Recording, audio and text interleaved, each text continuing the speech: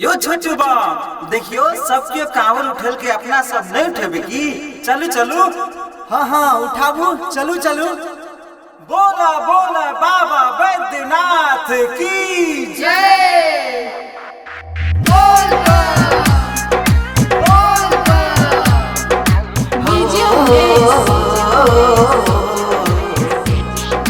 सुखीपुर बाजार। सावन के महीना उठाओ सब कांवर, रास्ता कठिन पर भोले में छे पावर।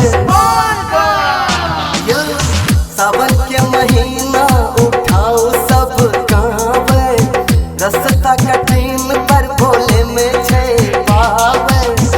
कांध कवरिया के बहुते परेशानी, कांध कवरिया के बहुते परेशानी भोले।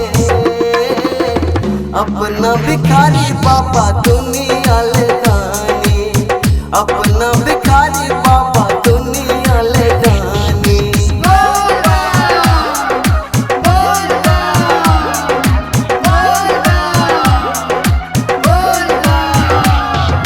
डीजे उमेश। बोला बोला बाबा बासुकीनाथ सुखीपुर बाजार। बोल बम बोलते चलो रास्ता में चोर सा, मिट जाता कान सब बम बम के शोर सा।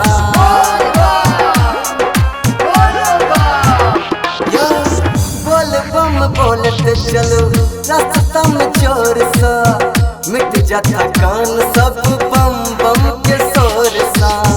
नाम लग बाबा के मिटत परेशानी, नाम लग बाबा के मिटत परेशानी भोले। अपना भिखारी बाबा दुनिया ले दानी, अपना भिखारी बाबा दुनिया ले दानी।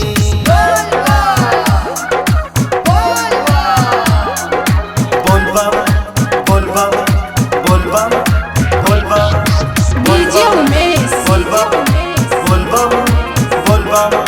सुखीपुर बाजार। बहिरी के कपड़ा गरुआ कर चका चकियो, कांध पे काबर भैया कर लचला चियो। बोल बाबा बोल बाबा बोल बाबा बोल बाबा। बहिरी के कपड़ा गरुआ कर चका चकियो, कांध पे काबर भैया कर लचला चियो। बाबा की महिमा के गजबे कहानी, बाबा की महिमा के गजबे कहानी बोले। अपना भिखारी बाबा दुनिया ले दानी, अपना भिखारी बाबा